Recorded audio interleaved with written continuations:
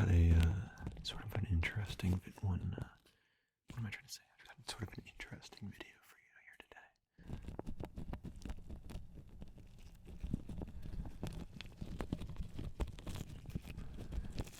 I've got a series of triggers. A lot of them are ones that you guys have seen today, but what we're going to be doing is basically comparing the Yeti and the tascam. You can barely even see the tascam, but it's right here in my shoe.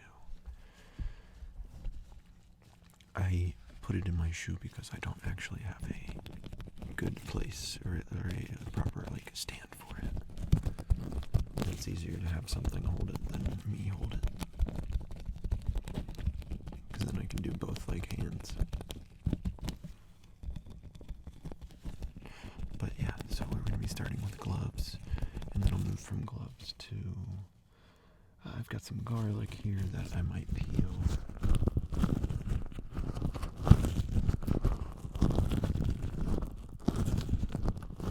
I've got, what else do I have? I've got these little things.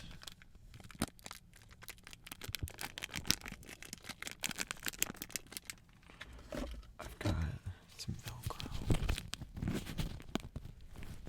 And obviously those tweezers. With the tascam, I'm going to be poking your ears again. And then I've got this little cup thing.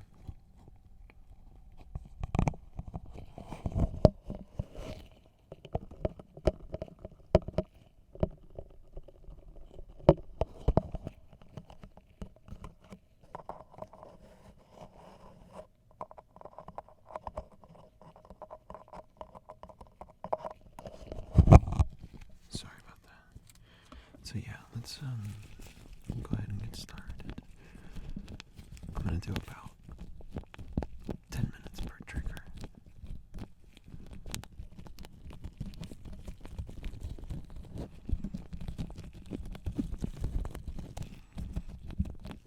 It's a beautiful day to be in the park. As you can see behind me, it's very sunny out. I wish I could do these videos outside without people approaching me. But I learned the hard way. When I was carving a pumpkin, I had multiple people come up to me, which is why that video is so heavily edited.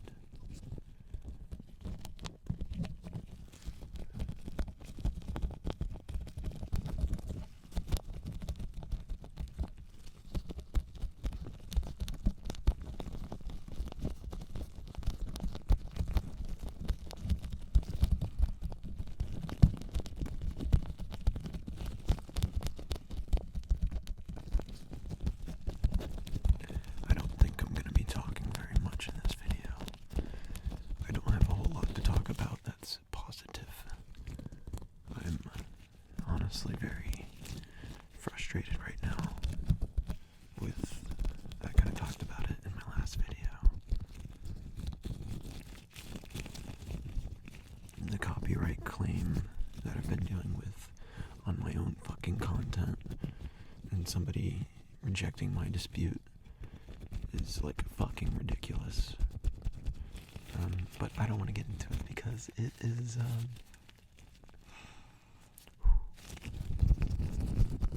it makes me angry.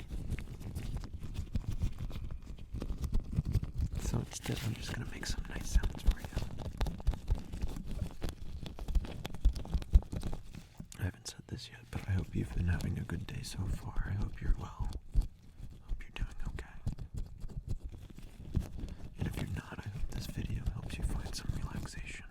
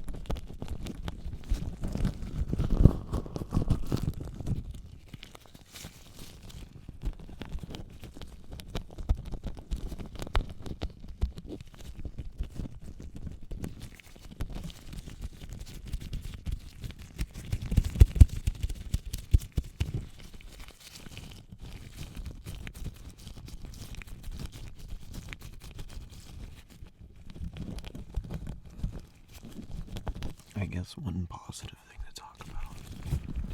This channel hit over 1,000 subs, and that's like fucking crazy, dude.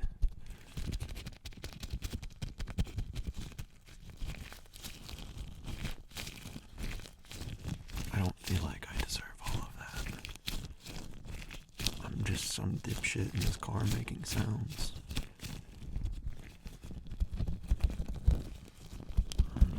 Maybe you guys like that sort of thing. Well, I mean, of course you like that sort of thing. You wouldn't subscribe to me otherwise. Or watch this video otherwise.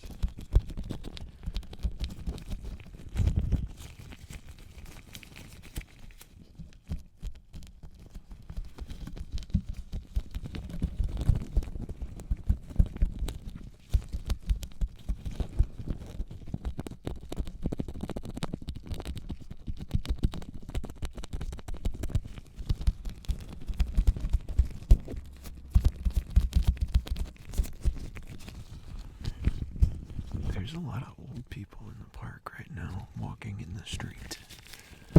Oh, my bad. Not to say there's anything wrong with that, but there's sidewalks here. I don't know why everybody's just walking in the street.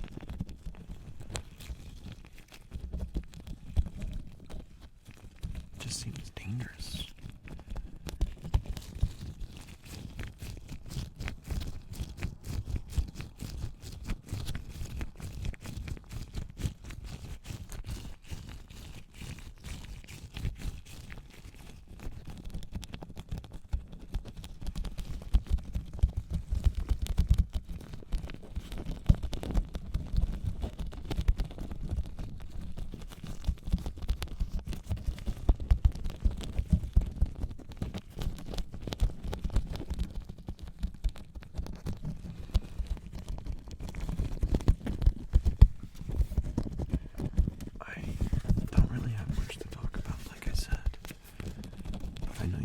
Like soft-spoken shit, so I figured I'd just read from a book and maybe discuss what we read while doing this. So this is from the Self-Care for People with ADHD book by Sasha Hamdani, MD, the ADHD doctor, and then at the Psych Doctor MD. And the first tip is get an appropriate amount of sunlight. Did you know that sunlight boosts your mood? Sunlight boosts and stimulates the neurochemical serotonin that enhances satisfaction and calmness. Many antidepressants work through the same neurotransmitter to improve mood. You may have heard about the correlation between sunlight and seasonal affective disorder, or SAD. Light therapy boosts the depressive mood precipitated by seasonal change. One study showed that people had higher serotonin levels on sunny days versus cloudy days, which is independent of the temperature. We are talking just straight sunshine. A lot more research needs to go into this because there is some confounding data, but it is pretty much universally accepted that we should enjoy that warm sun when we can. Sunlight appears to play a role in decreasing ADHD symptoms, mostly by promoting good, happy health. It may not have an immediate mood-boosting quality, but by getting out and about in the sun, your mood may incrementally improve, which promotes more restorative sleep, enhanced vitamin D production, and more appropriate mood control. So do this right now. Peek outside. If it looks sunny, then take a little break and walk around. It can be a 2-minute excursion, but really use that time for yourself. Try to check in with your 5 senses. What do you see, smell, hear, taste, or feel? Maybe and feel. this can be a beautiful way to ground yourself, recharge away from fluorescent lights, and soak up some of that solar energy. I very much relate to that because in my sobriety over the last 4 months, I've been outside a lot more. I've been going on daily hikes, just getting out in nature and like sunbathing, woods bathing, not like actually bathing, but like immersing yourself in the woods, like by hiking or just sitting in the sun. I've been doing that. I've been feeling amazing. Before my sobriety, before my recovery, I was super isolated. Never went outside. Was terminally online. Touch grass, guys. Please do yourself a favor and touch grass. If you can. Even if it's just for like 5 minutes. 5 minutes is better than no minutes.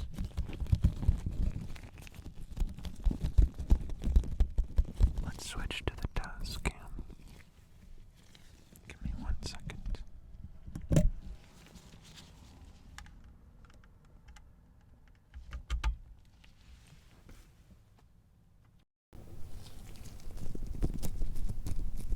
Okay, we should be recording with the tascam now.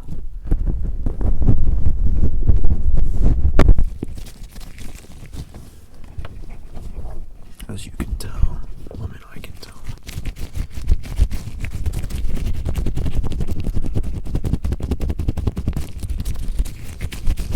It's way more directional.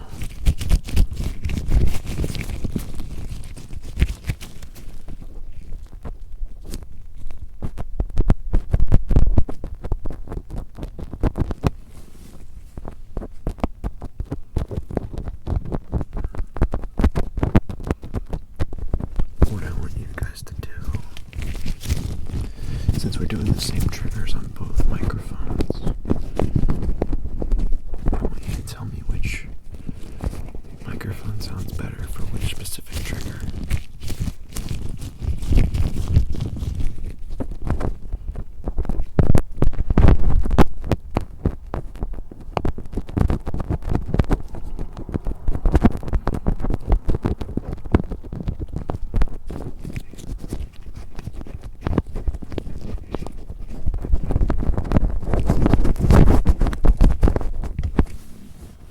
I don't know why my legs always fall asleep in this fucking car. Actually, in every video, one of my legs, because of the way I sit, it falls asleep. Oh my god. Okay.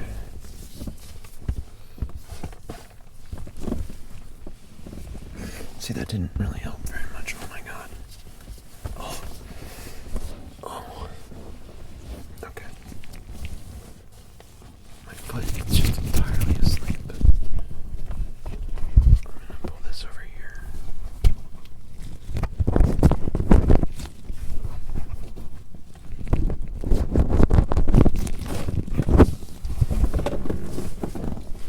I'm making a lot of noise right now. I'm sorry. I'm so sorry.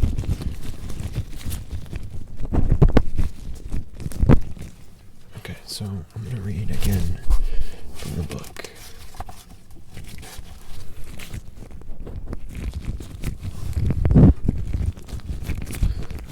This one's interesting.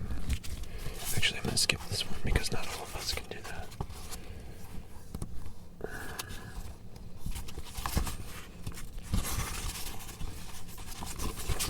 So continuing on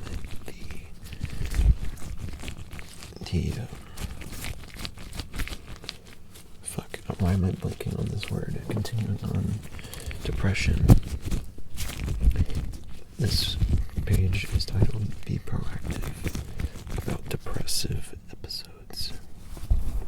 The catastrophic thing about ADHD is that it cleverly mimics other mood disorders. Then to further convolute matters,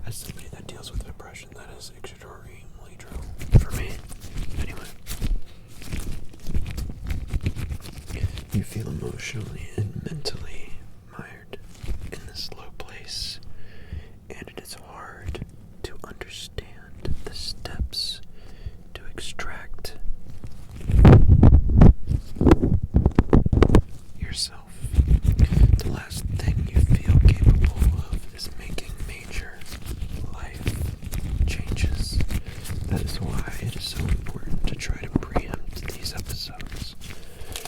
The first step is recognizing how you feel.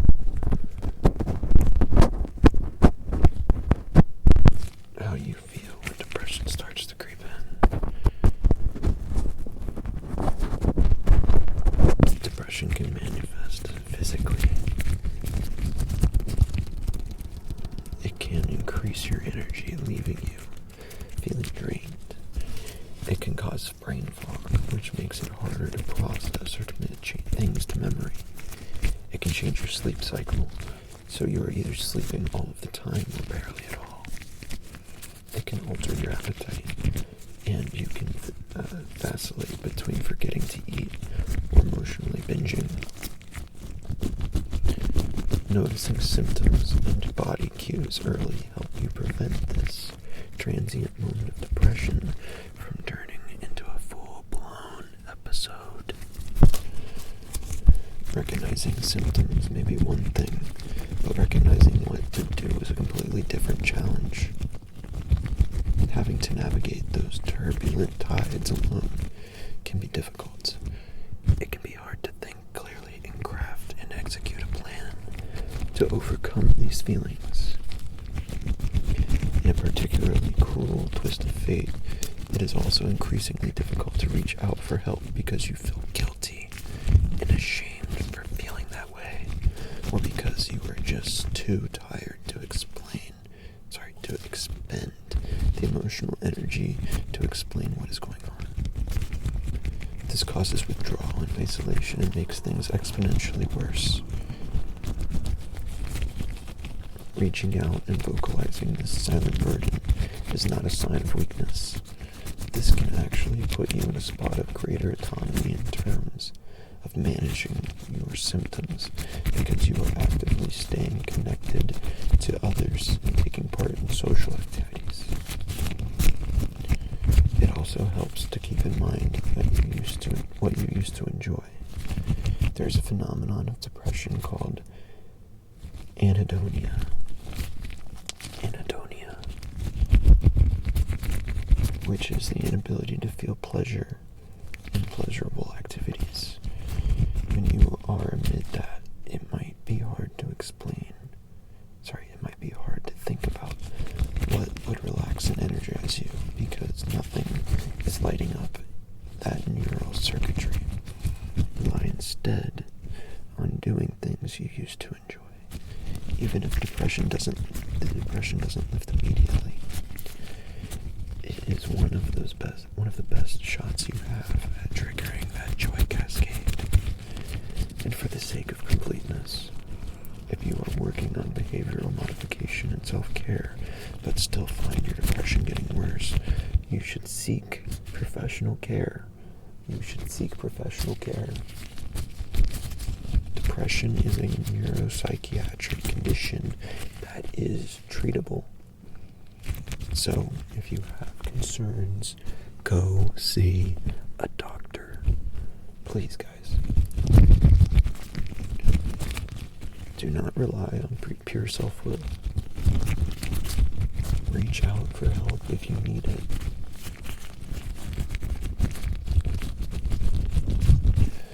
I have ADHD and I deal with pretty severe depression. I've got really bad seasonal depression, and I've got really bad just overall depression in general. And I found that, a lot of this is true for myself. Anhedonia is something that I experience pretty regularly. But I do find that if I force myself to do the things I used to enjoy, I'll snap out of it eventually. The other thing I do is lean into what feels uncomfortable. If you're not feeling your best, if you're feeling like, I'm just going to stay in bed all day, if you feel like you don't want to talk to people, you don't want to see friends, you don't want to go out, go see friends, do the thing that you don't want to do, I guarantee you'll feel better.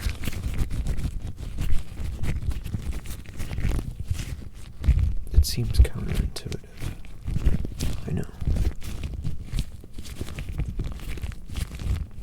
But give yourself a chance. Try it. And if nothing is working like this book says, go see a doctor. Go see somebody that can help you. That is so important.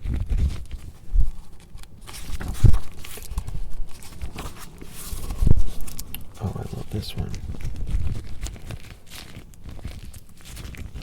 We're gonna switch back to the Yeti first, though.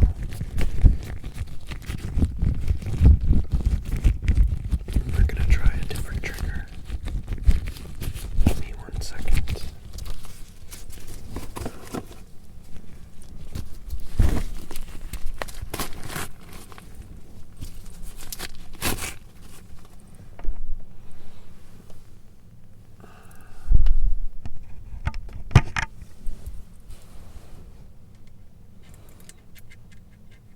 If I can even find it. Where the hell is the board? Oh my god, guys. There we go. Okay, let's switch back. We should be on the Yeti now. Testing, testing, testing, testing, testing, testing, testing.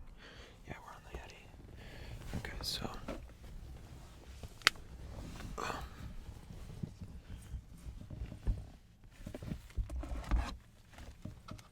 With the Yeti, what we're gonna do.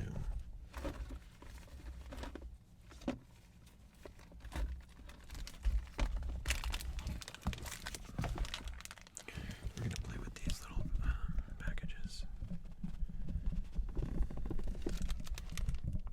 Okay, make sure that's connected.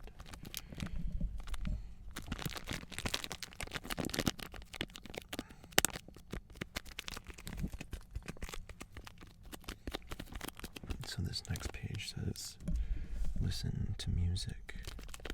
I can tell you right now, I've never successfully mastered an instrument. In 4th grade, I got a reed of a clarinet stuck in my lip and have never ventured back. It sounds extremely painful. It's like a little wooden tip that goes on your clarinet. I know this because I used to play clarinet in 4th grade when I was in band, briefly. But anyway, they love music. Listening to music has been restorative, healing, and stabilizing for me. But why is music so helpful for ADHD brains? The rhythm and tempo of music are thought to modulate some symptoms of inattentiveness. Learning to play an instrument can also help develop skills needed for attention regulation, impulse control, and forward decision making. It may also enhance your ability to work in a noisy environment, which is useful for coping with distractions. For some people, listening to music during task-oriented activities works well because it keeps you activated, focused, and less prone to distractions. Play around and explore different genres, as different types of music can evoke different emotional responses. An upbeat, catchy song can stimulate the brain and increase dopamine levels. A slowed down ballad or instrumental interlude can calm and soothe you, bringing you out of an elevated state. Another way music can be a wonderful tool in your self-care arsenal is to manage some time blindness. Often it is easier and more enjoyable to build time perception by gauging progression through a song instead of a standard under-stimulating clock. I do that. Like when I'm taking a shower, I time myself not with a clock, but with songs that I know well. Cleaning, chores, and other relatively mindless tasks can be more engaging and stimulating if you are participating alongside a soundtrack. So, just to speak on this a little bit, I find, so I used to be a software developer for a long time, and then kind of got burnt out. My addictions and shit got the better of me, and I got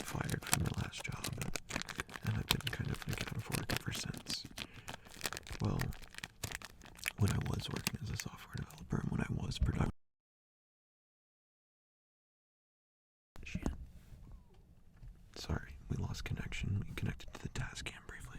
I fucked up the mic cord on my Yeti, so it's been kind of rough. When I was a software developer, what I used to do was listen to like electronic, like EDM or house, or like something that had like a steady beat, something that got my adrenaline pumping. Although I was doing that alongside like heavy stimulant usage and abuse. Like I was abusing the fuck out of Adderall so that I could stay awake for hours, for days really, and work really long periods of time. What that didn't help was I was getting locked into hyperfocus. And hyperfocus can be bad for that industry, especially if you lose sense of track of time and you're not asking for help like I was. You can delay projects and stuff like that, and it was just a nightmare.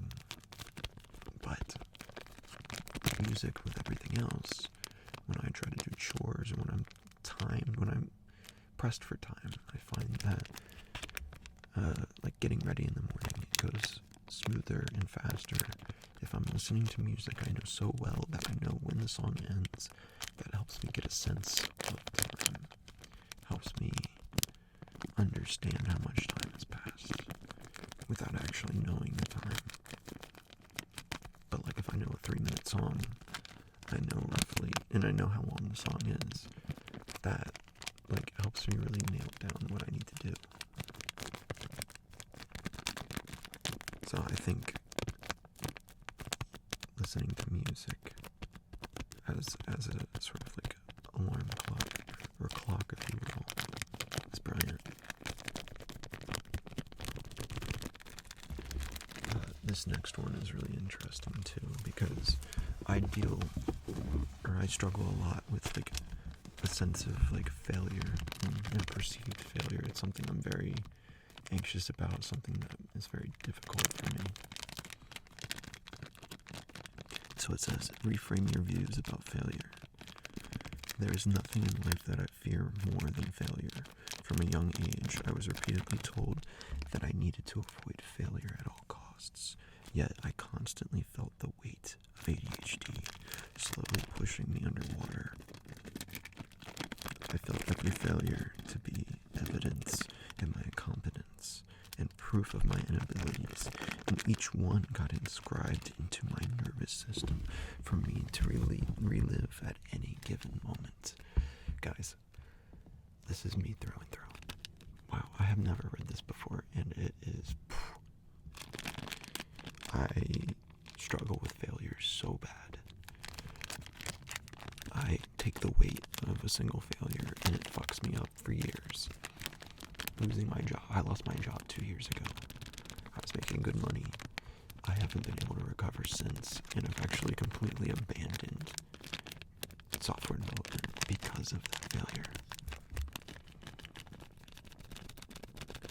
So this person says, but perhaps I was wrong.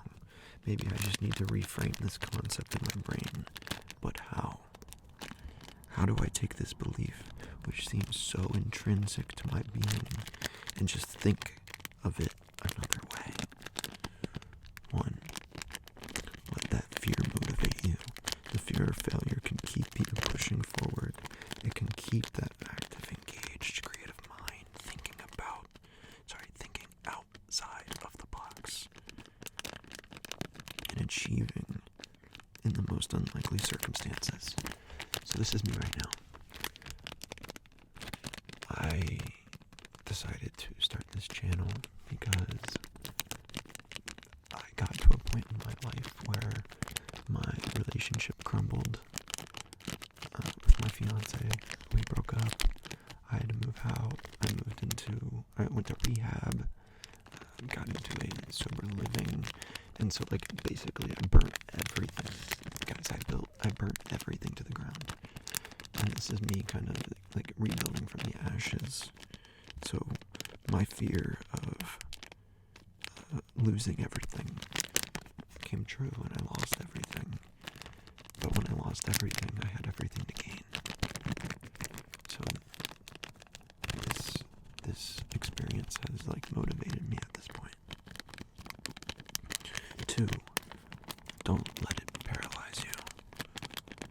Your brain naturally rejects ambivalence. Am I saying that right? It does not want to constantly be stuck in what-if patterns driven by fear. Oh, and look at that. We gotta switch blanks. I'll finish this line out. Fear of failure is natural, but don't let it prevent you from taking those initial steps in. Wait, what did I do? Don't let it prevent you from taking those initial steps. Don't do it. Don't let it prevent you from doing that. The hardest thing I've had to navigate right now for making these videos is dealing with the perception of making these videos from people around me. I'm still nervous and I don't like being judged. And I also don't like editing videos if I don't have to. I'm getting more and more used to it. Like right now at the park, there's people all around me. There's like people standing over there at their car, they're talking. I'm totally in their eyesight, but I'm feeling more comfortable about doing this. Mostly because I just don't give a shit anymore. Let's switch microphones real quick.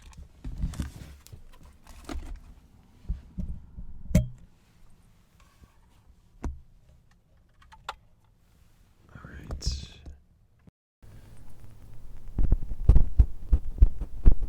Okay, we've switched. So we've now switched over. Continuing. It's getting hot as fuck in this car. I'm gonna start sweating, guys. So anyway, continuing with the book.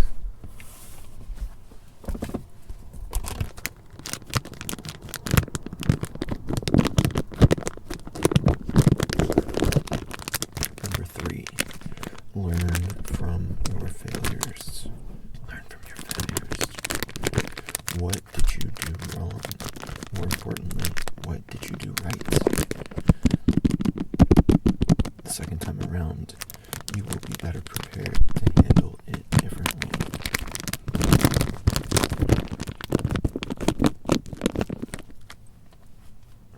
I'm literally sweating. It's not hot outside, but it's hot in this car because I'm sitting in the sun. Oh my god, my leg is falling asleep again. Or my foot is, anyway.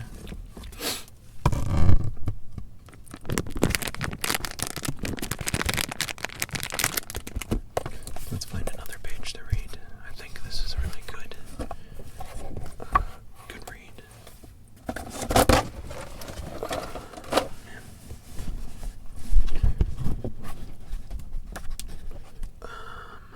Let's see.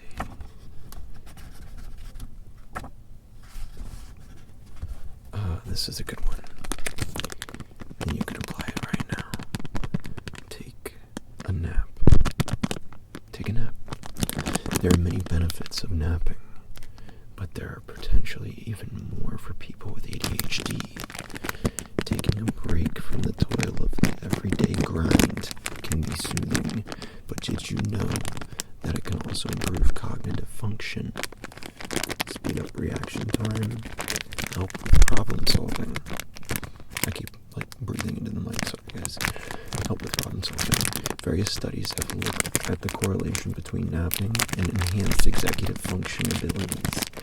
Even a short nap can help slice through sleepiness and fatigue and serve to reinvigorate you. Just taking that neutral break from processing external stimuli can better equip you from learning new tasks and commit things to memory more effectively. But besides the cognitive impacts, napping can also aid in emotional regulation. Research has shown that people have a higher threshold for frustration and tend to be less impulsive after a nap. However, not all naps are created equal. The length of the nap is key to its therapeutic value. Too short and you will feel not refreshed. Too long and you'll sink into deeper stages of sleep that are more difficult to rouse from to rouse from or that impact your sleep cycle for the night. The magic number is between 15 and 30 minutes. My foot is really fucking asleep right now. It doesn't say that in the book. That was just me thinking out loud.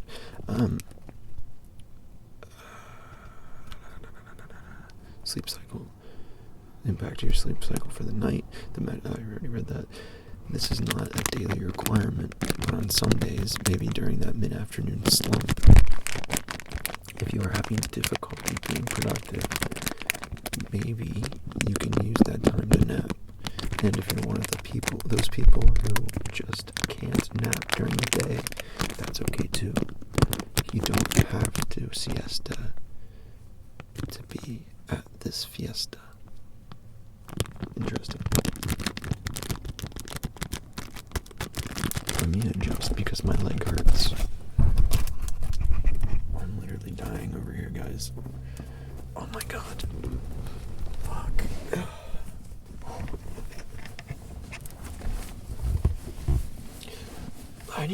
Maybe I just reiterate this. I don't have very many places to do these kinds of videos.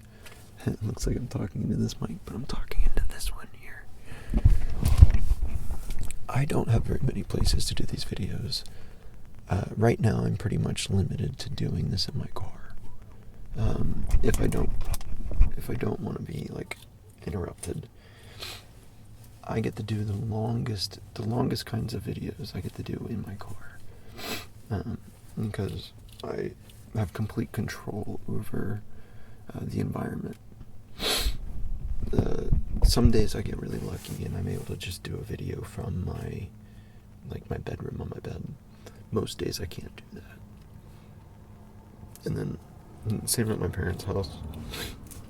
It's not necessarily that I don't, they won't interrupt me, and they're well aware of my channel and the videos I make, and I've made a couple of videos at their house, but I feel guilty in the sense of I'm over at their house and I'm just in the basement making a video, and I'm not spending time with them when I would much rather, if I'm over there, I'd much rather spend time with my parents because I love them very much. And so right now, this is the best thing that I got. I hope to eventually monetize this channel, but I can't do that until this copyright bullshit is dealt with, just because there's a good chance the fucking, WMD or whatever, the people that are claiming copyright on my video, which is I've listened to both videos, and or my sound versus the other person's sound, and it's not close. The dude is he's tapping on something, but he's also making mouth noises. I don't think that you can copyright tapping. It's too generic. It's bullshit. So anyway, there's not a specific rhythm or pattern that I'm following. It's just how I fucking tap. So anyway, once that gets dealt with, I made an appeal. Filed an appeal with YouTube. Hopefully they'll side with me, and if they don't, I get a copyright strike. I could have that video taken down. It would make no sense for that to happen because, I have the original. Why am I all tangled? I have the original raw video. It's an extra 2. It's a 2-hour video, whereas I just uploaded an hour worth of it because the other bit of it was me reading. And I just figured it'd be more accessible if I stuck with the immediate triggers. So yeah, I can't get monetized until that. I did create a Patreon. You don't have to do it, and it's really not whatever. But it would be nice to receive some sort of monetary component for the work that I'm doing, because I do love doing these videos. But it would be nice to have my own place to do these videos without interruption, some place where I could control the sound that isn't in my car, It's not a necessity because I'm finding ways around it. But if you do want to support me and support this channel and support what I'm doing, please consider going to the Patreon. There's 2 tiers. I hate shilling, but I'm shilling. There's 2 tiers. There's $1 a month, and you're gonna get basically I'll do a special video each week, maybe that's what I'm thinking. But you're gonna get most of like the behind the scenes videos, the videos that don't make it to YouTube, the slop content, the interruptions when I get interrupted. You'll see all of that sort of like behind the scenes and bloopers and whatnot. And plus like special videos. That's just the general tier, is $1 a month. Then there's an additional tier. It's $15 a month, and I'm limiting it to 10 people because it's a lot. Honestly, 10 people is a lot. But what that tier gets you is I'll do a custom video that's within reason. So I'm not going to do mouth sounds. It's just not my thing. I'm sorry. You'll have to find somebody else that does that. And I'm not going to do like chewing or eating sounds or anything that I perceive as icky. I just don't want that to be like me. I don't want to be on the internet doing that. It's not for me. But I will do most other things within reason, like stuff that you've already seen here. Whatever, yeah. We can work together and figure out what kind of video you want, and I'll be willing to make that video for you, like a special custom video that doesn't get uploaded but will get sent to you, and you can, I don't know, have that content to yourself. So yeah, please consider supporting the channel. That would be very helpful for me. It would very much allow me to continue making these videos and continue doing it in a higher quality and even in a better with a higher output. I do 1 to 2 videos a day already, but I could probably do more. I really enjoy doing this, but if I'm living on my own, where I live currently has meeting requirements. So like meeting requirements. I'm in a sober living. Meetings are AA, so Alcoholics Anonymous, or NA, which is Narcotics Anonymous. I go to both. We're required to work with a sponsor. I have a sponsor. We're required to, work the steps of both programs, or one program or the other. I'm doing that as well. Not to say that I'm going to pull back out of that sort of stuff, but the meeting requirements take up a chunk of my schedule, a significant chunk. I have to do 5 meetings a week. That's 5 hours a week, so it's really not that big of a deal. But I have to go with other people from the sober living, or the meetings don't count. So I find myself having to go at weird times that kind of dissect my days in ways that make it difficult to make these videos regularly or in the frequency that I want.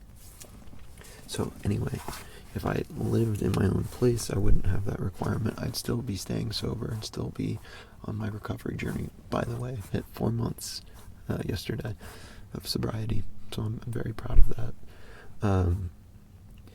But I would still be in recovery. Oh, and I also completed IOP, or intent. Like I completed rehab basically last Friday. No, this past Monday. This is my last day. So I'm totally out of rehab and feeling incredible.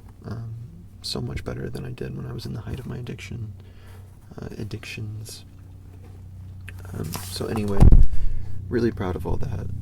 There's a plane that's passing overhead, or maybe a helicopter or something. So yeah, please consider supporting me. Please consider supporting the channel. I promise it's not a waste of your money. And if you can't, don't worry about it. It's not really that big of a deal.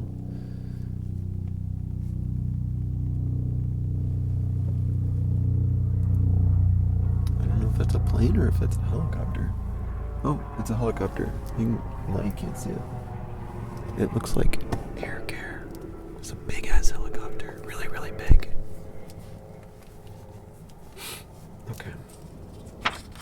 So now that that's done, I shilled for maybe a little too long there. Sorry, guys. I'll mark that down as shilling, like a shilling section. I got a shilling because I would like very, very much for this to be a career, or something that allows me to just do this while I go to school, because I'm going back to school. Something to help me pay for school, I think, would be very cool. We're gonna switch back to the Yeti now. Here, wait.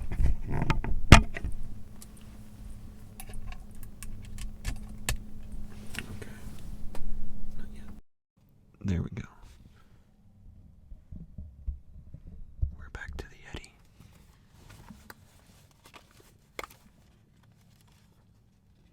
And what we're gonna do for the Yeti, I'm gonna peel some garlic for you guys.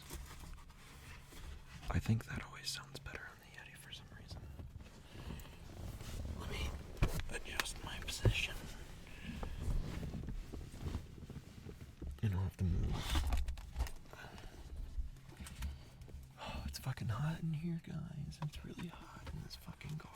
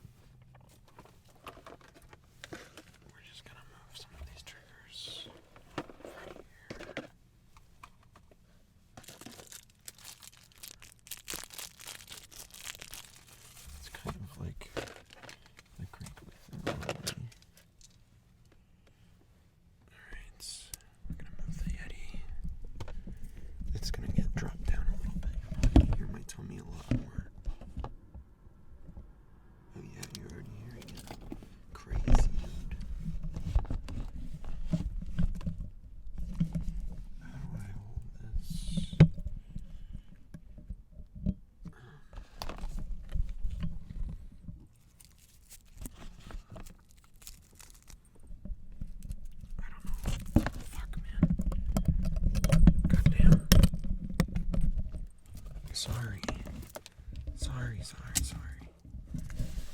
What am I doing? I'm like noobing it up over here. Fuck. I don't have a good place to put this. Okay.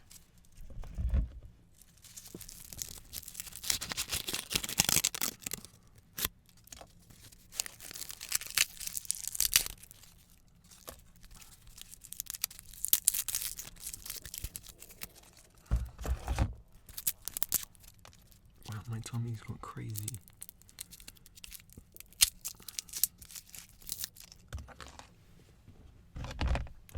Really hungry, honestly. It's about lunchtime. Oh, this garlic's nasty.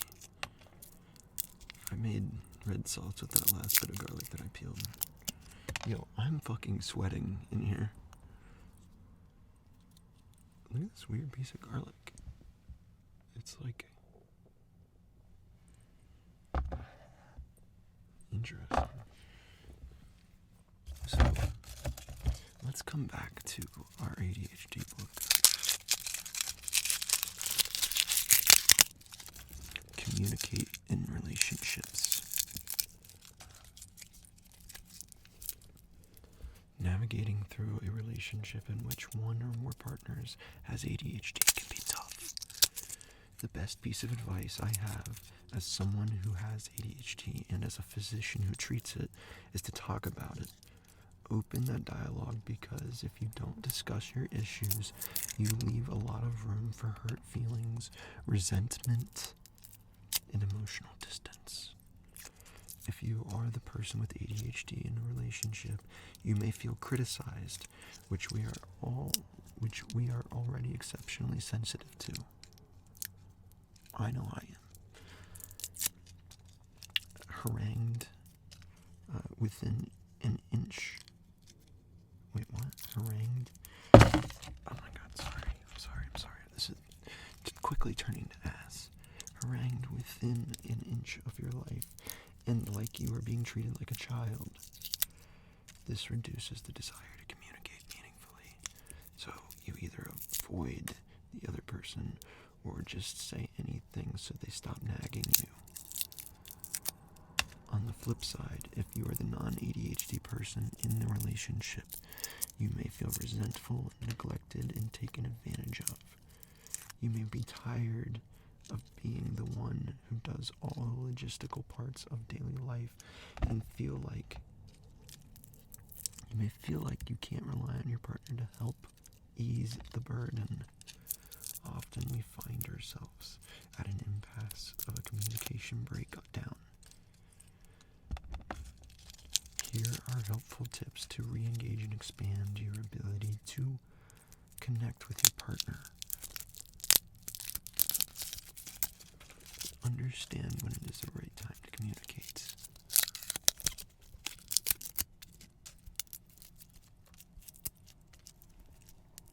So understand where you and your partner are emotionally. One or both of you may need time to emotionally diffuse before re-engaging in a meaningful way. Figure out the most effective way to convey information. Sometimes the impasse occurs because one person gets emotional and the other person shuts down. You cannot communicate effectively if you cannot process the information. Addressing things in a different way, like via email, text, that's kind of goofy. Email or text may be a more proficient way of expressing yourself, and added benefit is that it allows you to draft exactly what you want to say. Alternatively, some people need that face-to-face interaction because they get lost in trying to decipher the meaning behind the words without tonal and non-verbal cues. It's on you. Actively listen. One of the most aggravating things for anyone to experience is the perception that their partner is not listening. It's wildly infuriating because it appears that you cannot even validate what they are saying by paying attention. Good eye contact, affirm and reiterate salient points, and try not to interrupt. Learning how to communicate can lead to a happy, healthy partnership by discussing and being open about certain behaviors and actions. You can find productive... Oh, I ripped some garlic open. My bad. You can... You can find productive means of addressing these challenges in the end with the help of good communication. In the end, with the help of good communication, you may find that the things that were ripping apart your relationship initially were actually the catalyst to bring you closer together.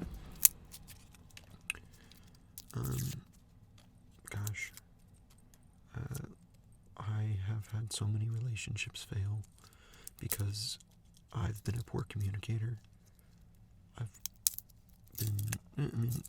Partially that, partially addiction and just being a bad partner overall. Letting that get in the way of what really matters has just destroyed so much around me. I think that right now is the first time in my adult life that I've been single for longer than a week. It's pretty wild to say. But with the end of each relationship, I have a lot of codependent tendencies. I think I am a very codependent.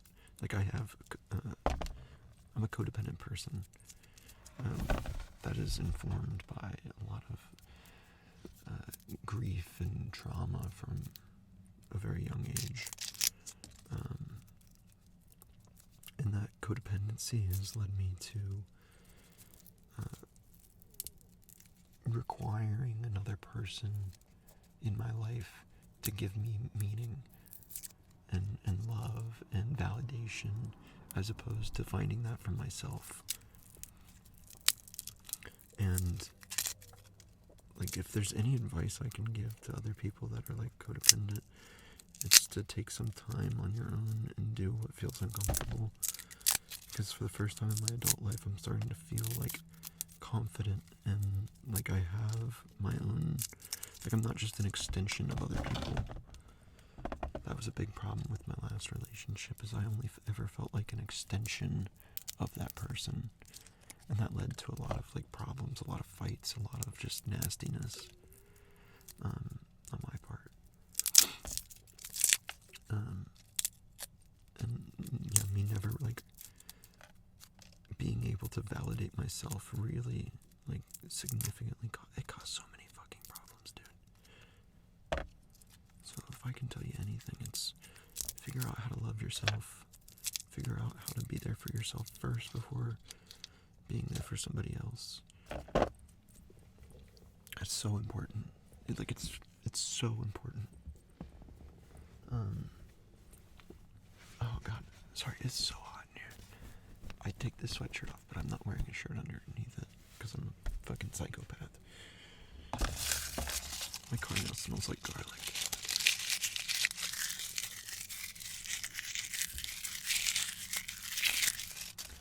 Oh, the next one is important for me to read as well. But first, let's switch over to the tascam. We're gonna peel some. Oh fuck, guys, that's wild. I think we're just gonna peel garlic with we only peel garlic with this microphone because I peeled all the garlic that I have. We have no more garlic to peel. I can play with the shavings with the tascam, but I think it'll be too I don't know. It might be too. Did you guys hear that? My tummy's making noises. Oh, it's hot here. It's so hot. So anyway, we're gonna move over to the tascam with some Velcro, scratching with these little tongs that I have, and I think I'm gonna put these gloves back on. I'll do that real quick first. This garlic smells phenomenal.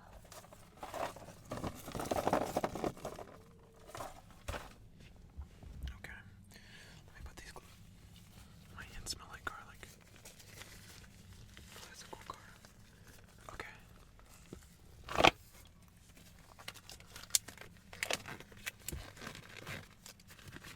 I was thinking about it. So, I'm 29. I have a degree, a bachelor's degree in IT, but I'm going back to school for psychology because I found that through being in rehab and recovery and treatment and all of that, I found that I really like working with other people. I really like helping people, especially with their mental health. I went almost my entire 20s with severely neglecting my mental health.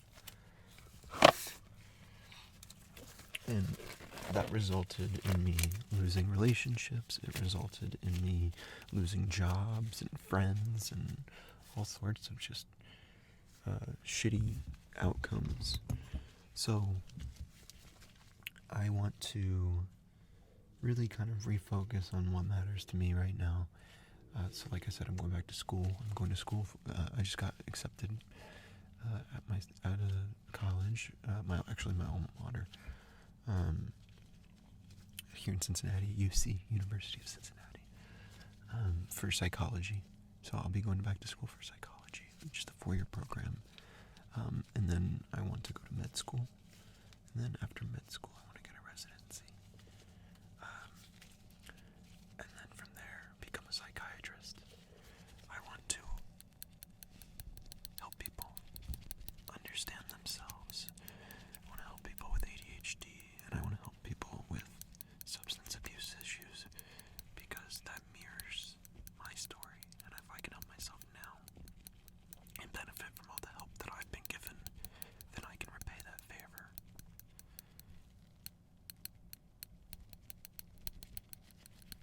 Let's switch mics.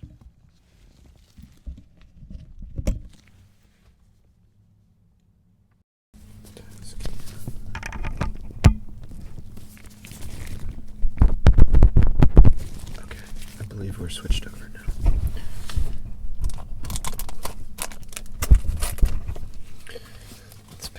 We're gonna pick out another bit. This is perfect.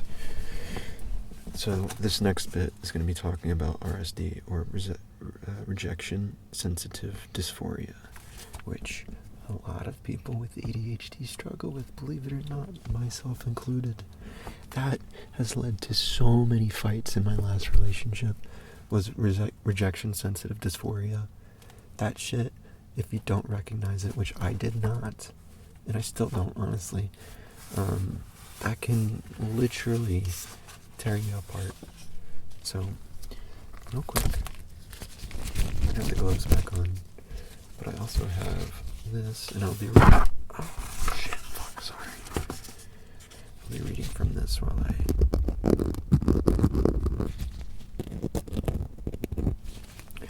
Real or perceived rejection is hard for everyone, but it can be paralyzing for people with ADHD. It can keep you from progressing in academic settings, careers, and relationships.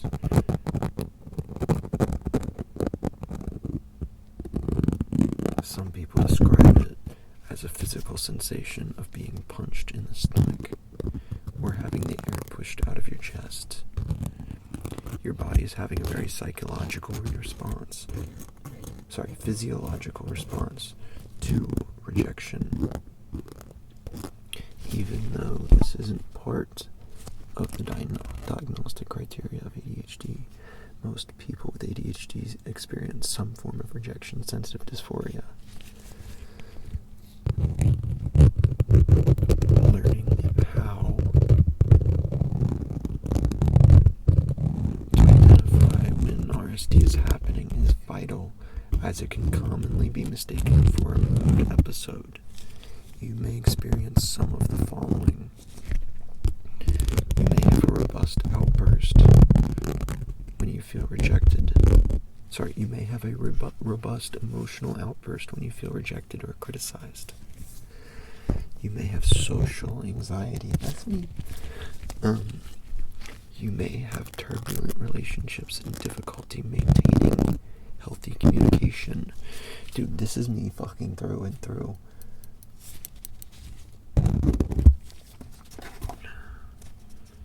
You may have low self-esteem. Me. You may feel like a failure. Oof. Me.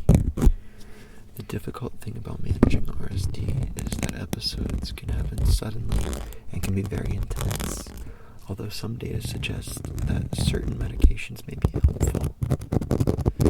You may only be able to manage things by learning how to handle rejection better. It is impossible to avoid rejection or criticism, but it is possible to manage your response so that you handle it more gracefully. I've found that, especially in treatment, I can't control a whole lot, but what I can control how I respond to things. I can control my awareness to my own actions, and I can control, I can control my response.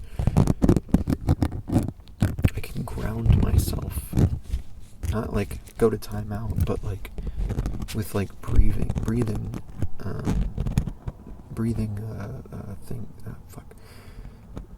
exercises. So like square breathing.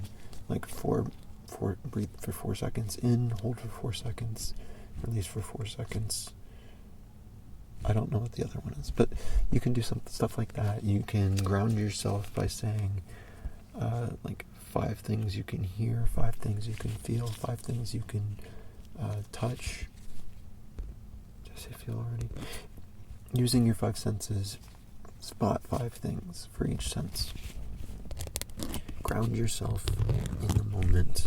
Get out of your own fucking head for once.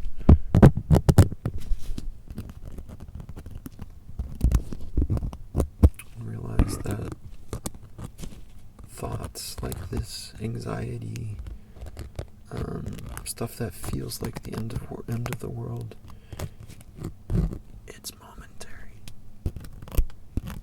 Don't reach for a permanent solution to something that is momentary and fleeting or passing. Let it pass.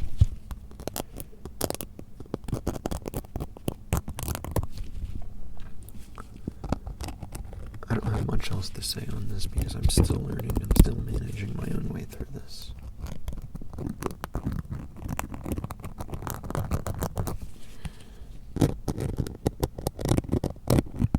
The next page is important though too, I think. Understand and recognize hyperfocus. Hyperfocus is an intense fixation on an interest or activity for an extended period of time. This preoccupation usually happens when you are working on things you are interested in. And it can be so engrossing that you actually block out the world around you. I kind of talked about this in another video, I think, but there was a time in my life when I was a little kid. There's a time, I have a memory of when I was a little kid and I was in computer lab and I was so sucked into what I was doing in computer lab that I didn't realize that when I snapped out of what I was doing, I looked around me and there was nobody else in the class. The teacher, the rest of the class was gone. They all left me behind because I guess they didn't notice that I was still on the computer and I didn't notice them leave. But it's funny how that can happen, where you just forget the world around you exists. It says, continuing, the book says, this phenomenon is thought to stem from low levels of dopamine. Due to this deficit, it is hard to pull yourself out of something you are engaged in to participate in a less stimulating task.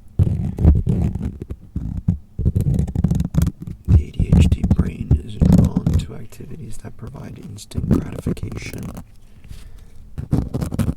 Hyperfocus can be a wonderful asset.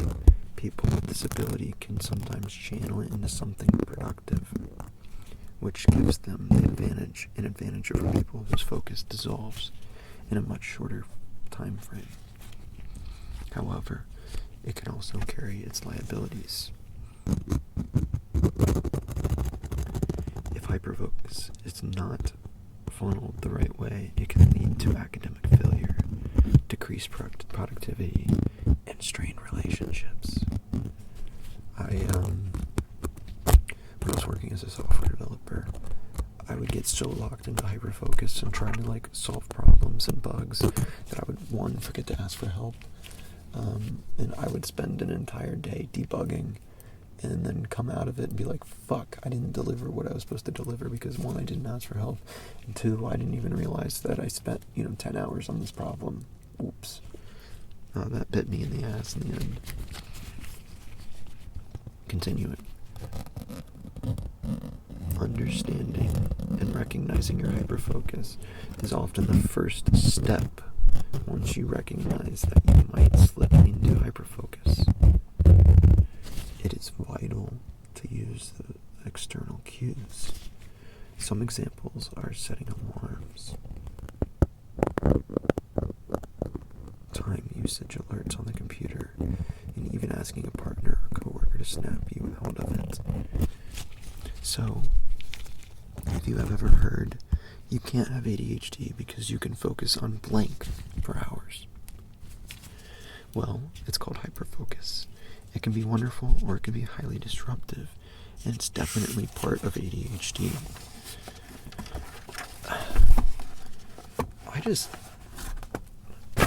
Let me rant for a second.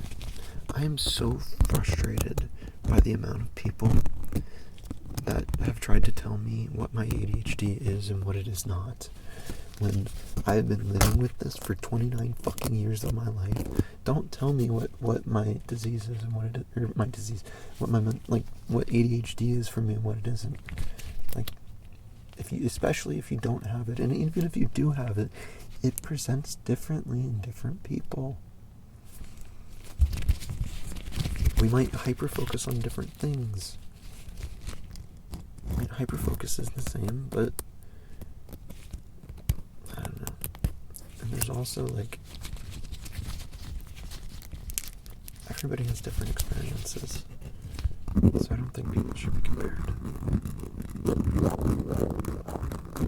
That's all that I can coherently piece together right now.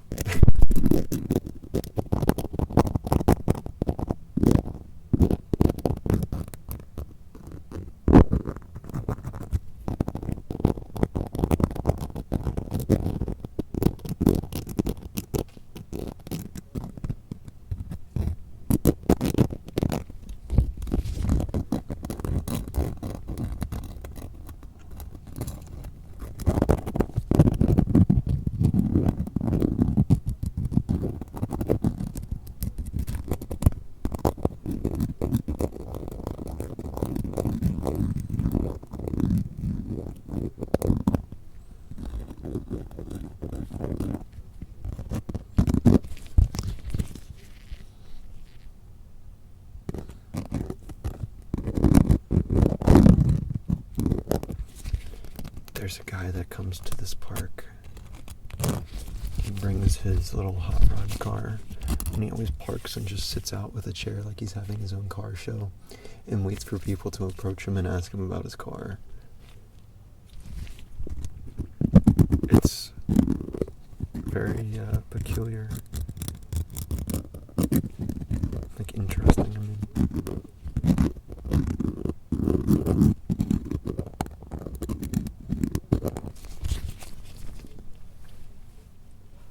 he gets quite a bit of attention.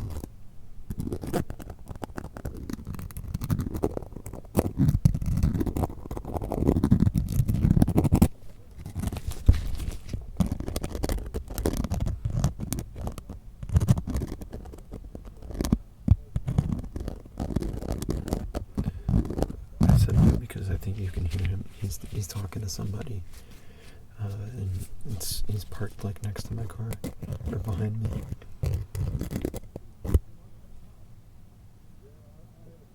Yeah, you can kind of hear him. Yeah, they're talking about it right now.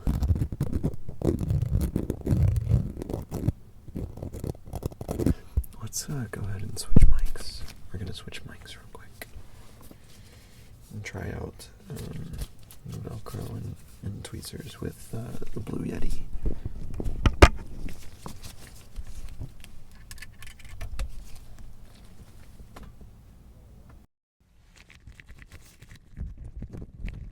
Okay, we should be on the yeti now. Looks like it's connected.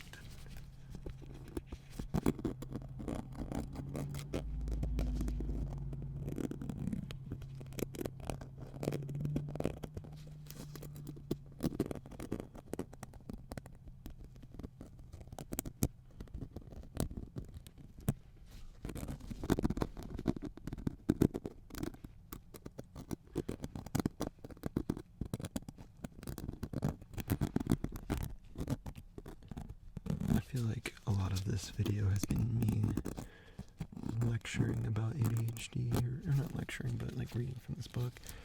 I'm not I guess, what am I trying to say? I think that this is an important opportunity that I have to talk about this kind of stuff. Because this stuff, like your mental health, is extremely important. And as somebody with ADHD, I think it is nice.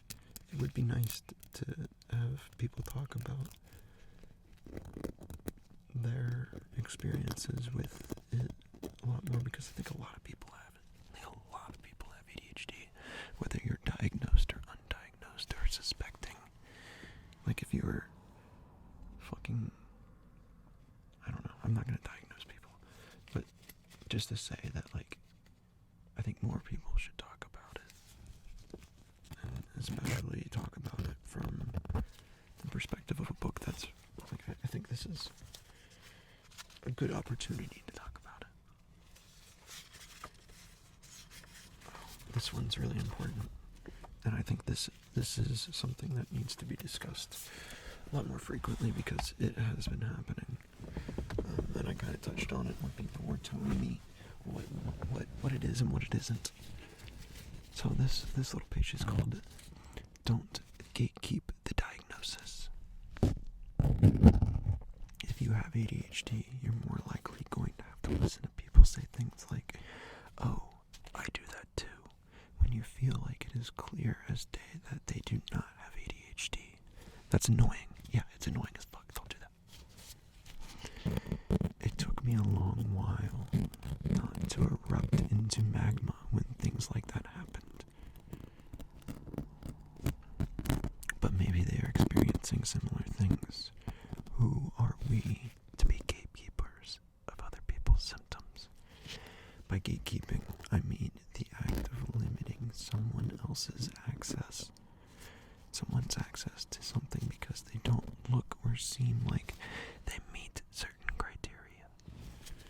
A non-mental health example still haunts me. You can't really be a Smashing Pumpkins fan because you don't own their CD. No, Emily, I am a huge fan. I just wasn't allowed to get their CD because I'm a fucking 4th grader. I had it fucking. Gatekeeping in mental health can snowball rapidly. One of the first steps for a lot of people navigating through ADHD is to talk about it with others. Comments such as, "That can't be ADHD because that's not what I have," or "You are acing school, so it can't be ADHD," invalidate a person's experiences and possibly discourage them from getting some much needed help. Side note, this is part of the reason I have a beef with many social media comments.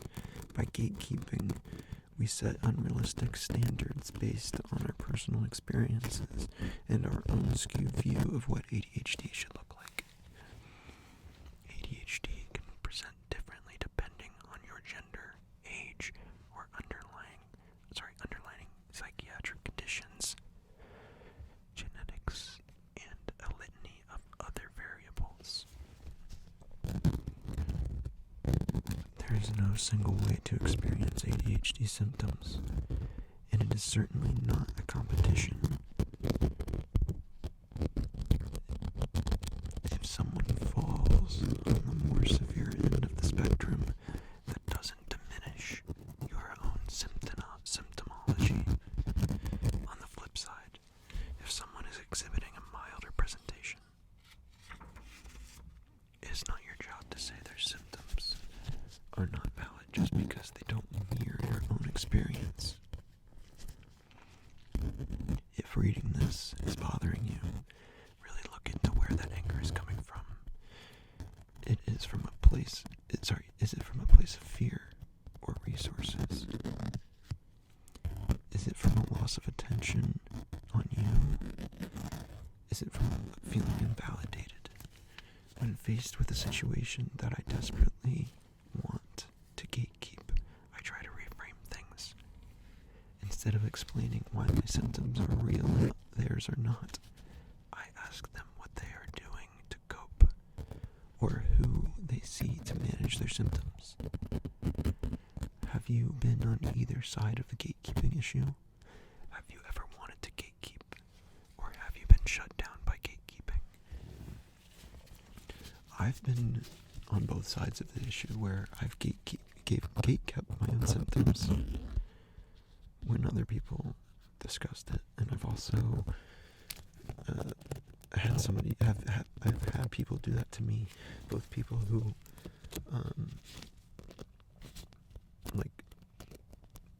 who say they have ADHD and have ADHD likely or definitely, and people who say they don't have it.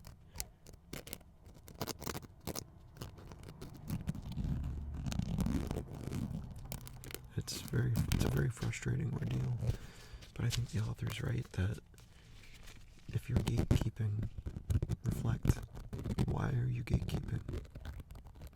Ask yourself those questions I've just asked when reading that.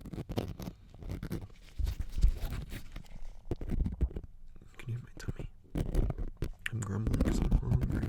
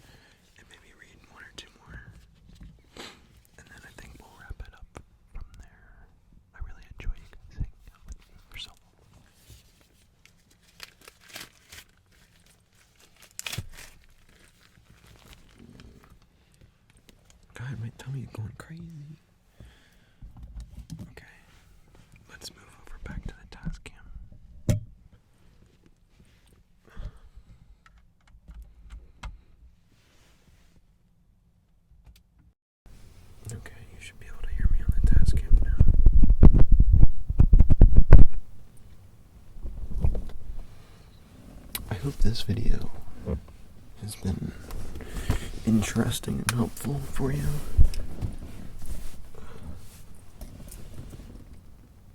I hope it hasn't been too, I don't know, chaotic.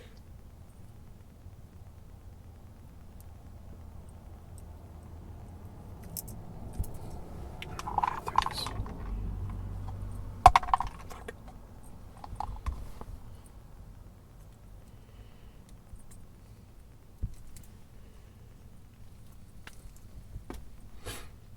Alright. I don't know why I took the gloves off either, because I like the pokey. I really like to poke it. Pokey. I like the pokey. I like to poke it with the gloves on, but it's whatever. Oh, here's a good one. How to explain ADHD. Oh, I'm still talking to the fucking yeti. Oops. Okay, this next one is how to explain ADHD to your loved ones.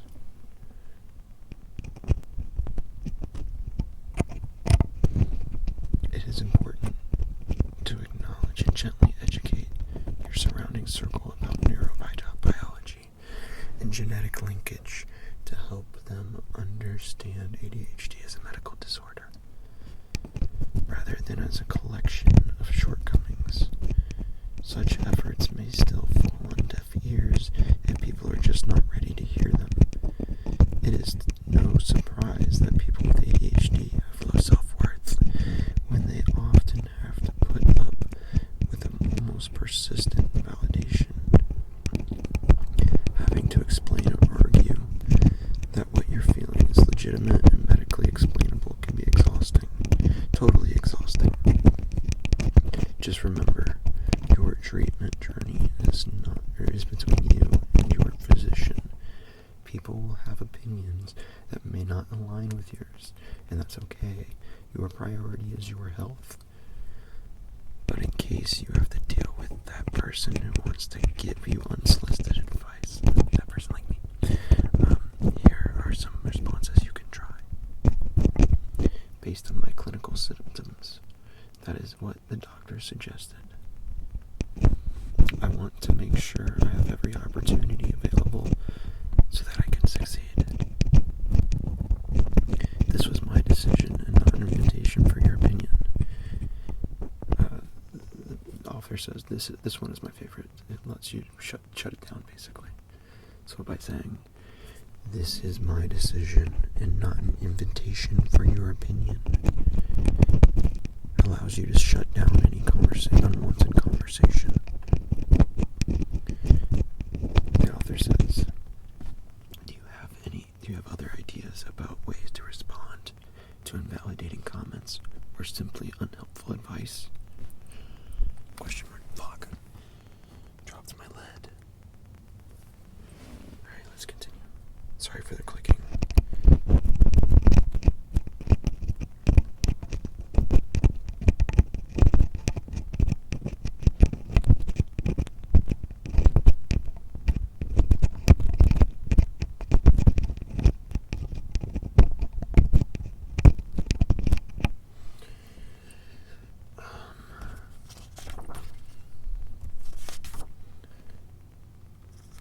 I like this one. Become aware of people pleasing. I am guilty of this. I'm significantly guilty. Guys, I am a people pleaser through and through. And maybe a lot of you are too. Or maybe not. This will help you recognize it. People with ADHD have a deep sensitivity to emotional pain, which we already talked about. We covered rejection sensitive dysphoria in the identify. So it's in chapter 3.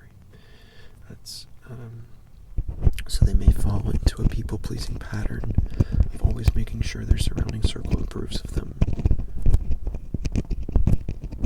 Over time, that person may lose track of their own inherent wants and needs. This is me through and through. I did this to my own detriment so many times in my life. Lost my own identity in so many ways, and like I said, I became an extension of other people. because I was so, like, involved with the idea of people pleasing. It's not necessarily a bad thing to seek approval, but when it leads to the inability to be authentic, or a preoccupation with tending to other people's needs as a way of maintaining relationships, you need to reassess the situation. Here are some signs that you've fallen into a people-pleasing pattern. You have a hard time saying no, and feel guilty when you do manage to say no. Me. You are preoccupied with what other people might think if you say no. You agree to things you don't like, or do things you don't want to do.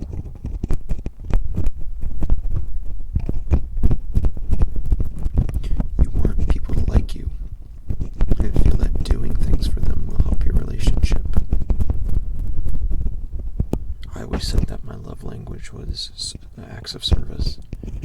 Like, me doing acts of service was a way that I show a love language.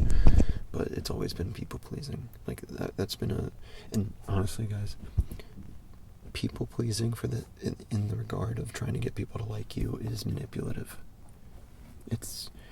And maybe some of you don't want to hear that, but if you're doing it purely for the sense of getting people to like you, you may be engaging in manipulation. I know I was. But perhaps you're not. I don't know.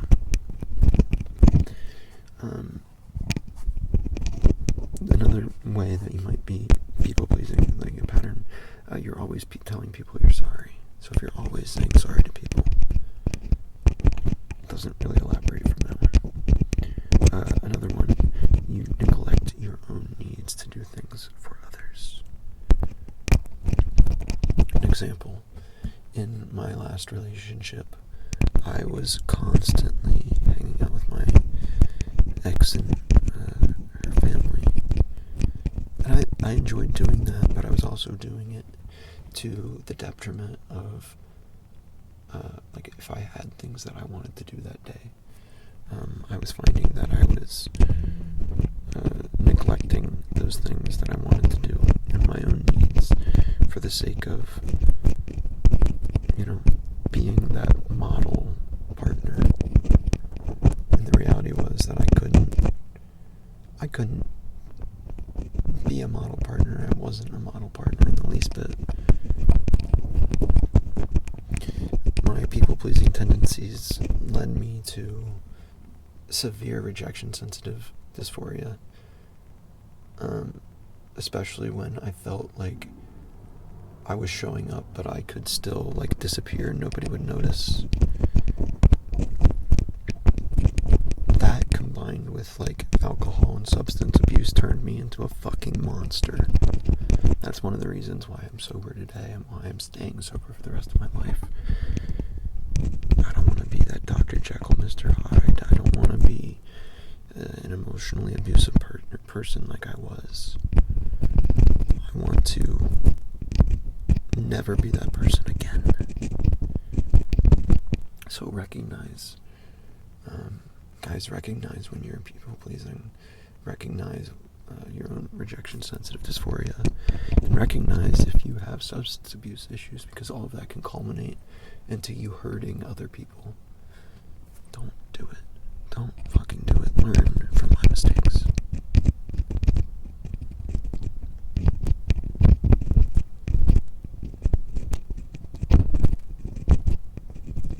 Sorry, I know that was a bit heavy, but sometimes we gotta be realistic. We gotta be real.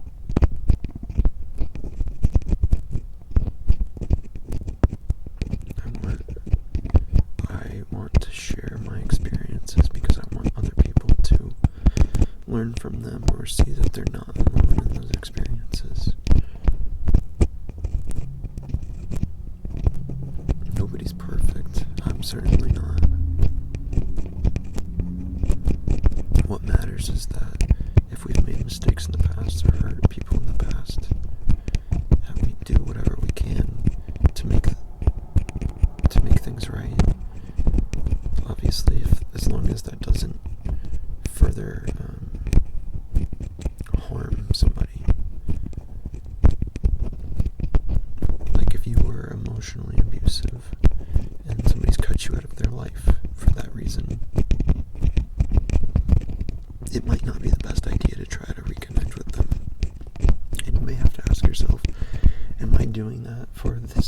of actually making amends, or am I trying to make amends because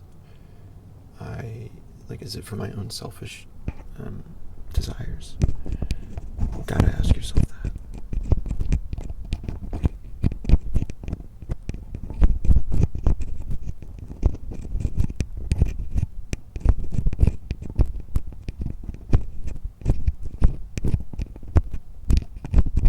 Let's read something else. Let's move on.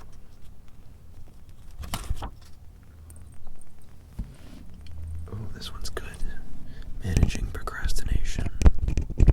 Procrastination is a complex phenomenon with ADHD. Due to difficulties with executive functioning, it is often hard for people with ADHD to figure out the steps needed to complete a task. This can explain why it is easier to delay things than take the cognitive toll of figuring it out in the moment. The issue with procrastination is that it not only prevents the completion of tasks, it can also impact those around you in a professional setting. In your brain, you may have the utmost confidence that things will get done, in part because you have the adrenaline of leaving something to the last minute. You hope the adrenaline of leaving something to the last minute will propel you to the finish line. Listen, I have learned that that's been the case for me in so many ways. I always told myself my best work gets done when I procrastinate and let the adrenaline propel me. That is not necessarily true. It says, but that is not aligned with neurotypical thinking. So here are some ways to manage the procrastination beast. The first way, set deadlines. If something is due in a week, plan to be done in 4 days. If you don't meet the deadline, you have some built-in buffer time. Give yourself buffer time, guys. I've learned to do this a little bit, but I'm still really terrible at it, to be honest. Next one, break down the tasks. Breaking things into smaller tasks gives you the dopamine rush of getting things done, even if they are small, which puts you in a better mindset to attack bigger items. I find that, don't just break things down in your head, break them down on paper, do it in your notes app, do it in, whatever fucking, Google Drive, I don't give a shit. Do it in something where you can physically see it. It kind of, for me, it helps to write it out on paper. I keep little journals with me. I have this purse that I take everywhere that I keep my EpiPen, a journal, and some other stuff that goes everywhere with me. And I find that breaking things down, especially on paper, helps me get a better sense of the work that I have. And it makes it easier to do smaller tasks as opposed to one big, undivided task. The next one says, have frequent check-ins. Having someone hold you accountable, not micromanaging, somebody to hold you accountable can help keep you on task and prevent you from pushing things to the end. Reward yourself throughout. If you associate the task you are trying to complete with positive rewards, you are more likely to continue to motivate yourself forward. Yeah, I think that's a great idea. What are some, obviously you don't want, I think there are positive and negative rewards. I used to do exclusively negative rewards, if I complete this part of the project that I'm working on, then I will go and get myself a 6-pack and I will finish it in the night. That's not a good reward, guys. 1, you're hurting your health. 2, don't finish a 6-pack in a day, in a night. Same with drugs. Don't put yourself in a worse position for the next day. I don't know. This is coming from somebody who is an alcoholic and an addict. in recovery. Some of you, I'm sure plenty of you, that are old enough to use substances or drink are responsible. So take what I'm saying with a grain of salt. Those of you who know you're not responsible, though, consider giving yourself a healthy reward. Actually, all of you should consider healthy rewards. What's something that is healthy that you can enjoy that isn't going to hurt your health or your mental health? For me, my rewards are, I'm going to call my mom. I'm going to cook a fun meal tonight. I'm going to go on a hike if I can get this done today. I'm going to go outside and touch grass.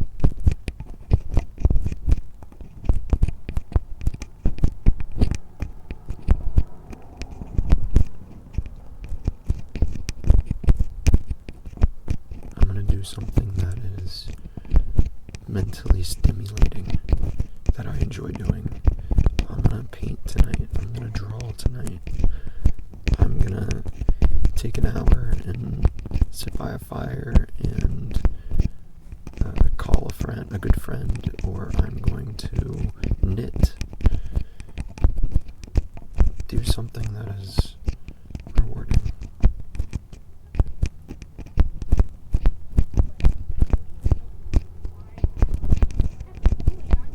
Are they walking behind me? Oh, no, in front of me.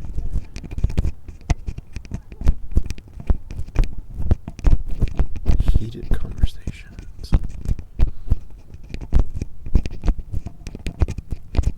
Listen, we got time for one more. Let's see what time. My laptop is about to die. So let's do one more. This last one's a little longer.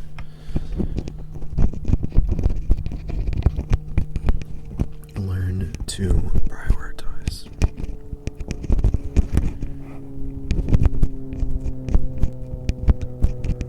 Excuse me, I'm burping over here.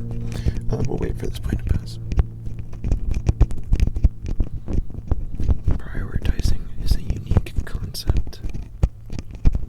It is the ability to determine the order for dealing with a series of items or tasks according to their relative importance. Neurotypical brains automatically sort things into a list of items in descending order of importance. My brain does not do that. If I somehow manage to get a to-do list together, I usually find a way to work through the easier ones first, which keeps me busy, but I'm not necessarily making progress. That's me. I know what I need to do, but I can't figure out how to initiate something complex, so I keep occupied with easier but less critical tasks. I'm feeling called out right now. What's even more infuriating is that tasks that have never been on my radar, because they are low on the scale of priorities, now seem more appealing in comparison to higher priority items. So now I am suddenly cleaning the grout in my shower instead of doing my way more imminent taxes. Why, brain? Why? So how do you prioritize if your brain is simply not wired in a way to do so? Because adults with ADHD often struggle with executive function and self-regulation. Completing tasks can be difficult, and large projects can seem daunting.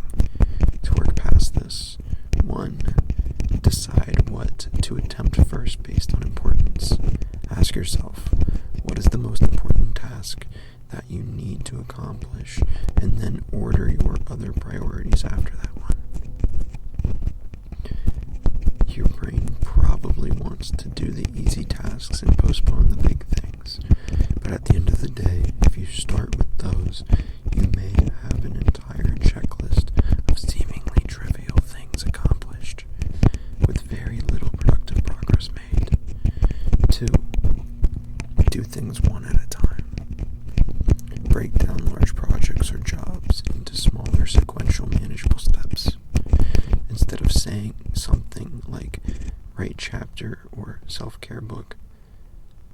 write chapter of self-care book, break it down into walk upstairs to the laptop, followed by get out reference texts, then pull up relevant tabs, and so forth until you get to write. But if you want a more detailed rant on multitasking, head to the do one thing at a time entry in chapter 6. 3. Stay on task. Avoid getting sidetracked by sticking to your schedule and using a visual timer to enforce it. The other key here is to reframe your understanding of time. For example, if 1 hour seems like mentally way too long of a time, you can tell yourself to work on your task until the end of the soundtrack you're listening to. So it says the Garden State soundtrack is 52 minutes and 55 seconds, in case you were curious. As with other entries, prioritizing isn't something that is going to happen overnight. There are a lot of small steps while you are learning to prioritize that can help you optimize efficiency and effectiveness.